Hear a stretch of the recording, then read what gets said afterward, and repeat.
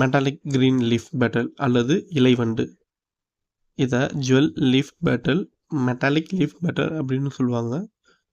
உடல் முழுக்க பச்சை, நீலம் கலந்த மெட்டாலிக் நிறத்தில் இருக்கும். மேல்புறத்தில் பார்த்தீங்கன்னா கருப்பு புள்ளிகள் இருக்கும். உங்களுக்கே தெரியும், பார்த்தீங்கன்னா டாட் டாட்டாக இருக்கும் கருப்பு புள்ளிகள்.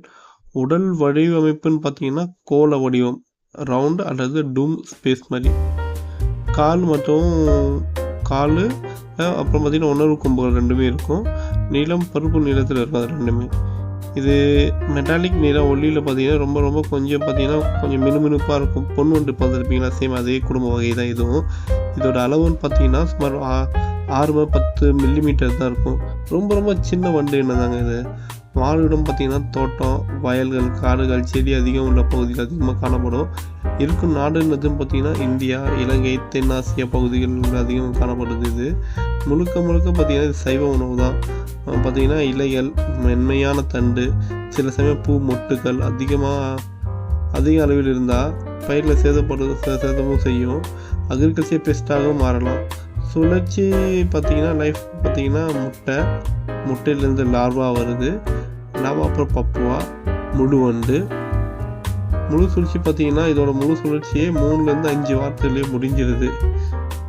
பச்சை மெட்டாலிக் வேட்டையாடும் விலங்குகள், அதாவது விலங்குனா இதை வேட்டையாடும் தின்ற பூச்சியோ பல்லியோ வேறு ஏதாச்சும் இருந்தால் கூட கொஞ்சம் என்ன மினுமினுப்பாக இருக்கும், கொஞ்சம் பயப்படுங்க. அதுமாதிரி பார்த்தீங்கன்னா இலையில் இருக்க விஷயத்தை இது உடலில் சேமித்து சாப்பிடு வரும் விஷயம் போல் வேலை செய்யும். இயற்கை எதிரிகள் பார்த்தீங்கன்னா பறவைகள், பல்லிகள், அதுவே பார்த்தீங்கன்னா சிலந்தி, மனிதர்களும் இருக்காங்க அந்த லிஸ்ட்டில். மனிதர்கள் எந்த விஷயமும் இல்லை, கடிக்காது, ஆபத்தும் இல்லை, கையில் எடுத்தாலும் பிரச்சனை இல்லை. விவசாயத்துக்கு முக்கியத்துவமும் சில வகையில் பார்த்தீங்கன்னா பயிர் இலைகள் சேதப்படுத்தும். சில சூழலுக்கு சாதகமாகவும் இருக்கும்.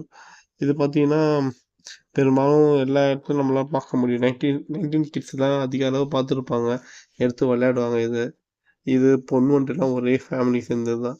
இது பார்க்கறதுக்கும் அழகாகவும் இருக்கும், ஆபத்து எதுவுமே இல்லை. நம்ம கையில் எடுத்தாலும் இது பண்ணும், கொஞ்ச நேரத்தில் இருந்துட்டு பார்த்தீங்கன்னா பறந்துடும். பெரும்பாலும் நாங்கள் பார்த்ததுலாம் பார்த்தீங்கன்னா சின்ன செடியில் தான் அதிகமாக பார்க்க முடியுது. இப்போ அந்தளவு பார்க்க முடியறது கிடையாது. ஏன்னா எல்லா இடத்துலையும் பூச்சி மருந்து யூஸ் பண்ண ஆரம்பிச்சுட்டாங்க. இப்போ ஒரு கடைக்கொல்லி கூட இப்போ நம்ம நார்மலாக பார்த்தீங்கன்னா விவசாயத்தில் பார்த்தீங்கன்னா நார்மலாக கையில் பிடுங்கி போகிற மாதிரி செடி இப்போ எல்லாம் களைக்கொல்லி போகிறனால சின்ன வகை செடியெல்லாம் செத்து போகிறனால இந்த பூச்சி இனமும் அதோடு சேர்ந்து சாகுது. எல்லாம் பாதுகாத்துங்க.